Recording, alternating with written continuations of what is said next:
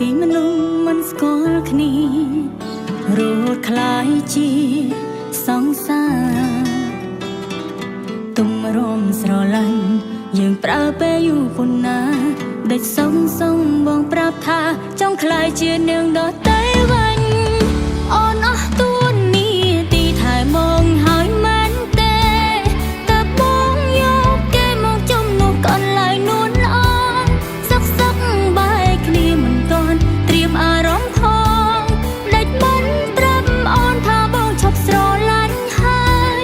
បែកគ្នាលឿនពេកអូនធ្វើចិត្តមិនទាន់បានចង់សុំតែកល្យានមួយរយៈទៀតបានទេឲ្យអូនកាត់ចិត្តបំភ្លេចមេដោយសន្តិវិធី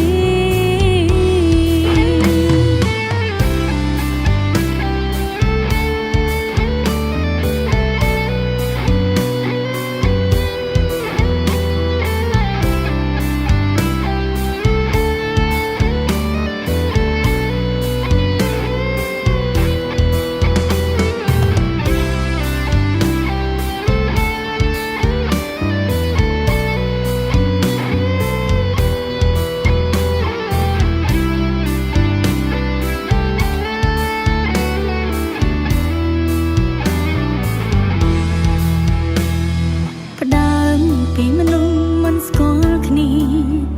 រត់คล้ายជាសង្សារទុំរំស្រឡាញ់យើងប្រើពេលយូរប៉ុណ្ណាដេចសុំបងប្រាប់ថាចង់คล้ายជានាងដទៃវិញអូនអស់ទួនាទីថែមងហើយមែនទេតើបងយកគេមកជំនួសកន្លែងនួនល្អសឹកបែកគ្នាមិនទាន់ត្រៀមអារម្មណ៍ផងដេចមិនប្រាប់អូនថាបងឈប់ស្រឡាញ់ហើយបែកគ្នាលឿនពេកអូនធ្វើចិត្តមិនទាន់បានចង់សុំតែកល្យានមួយរយៈទៀតបានទេឲ្យអូនកាត់ចិត្ត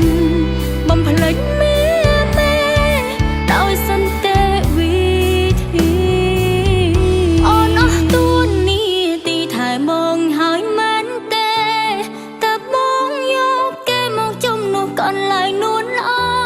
សឹកបែកគ្នាមិនទាន់ត្រៀមអារម្មណ៍ផង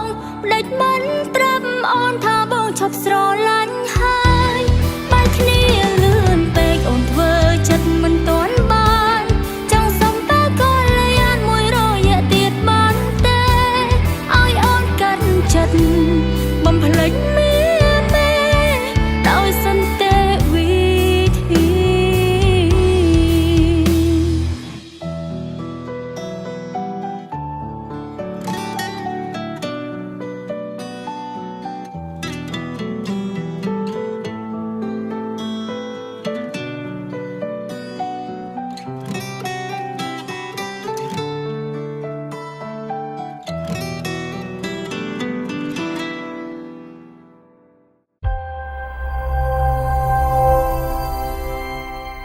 Advent Production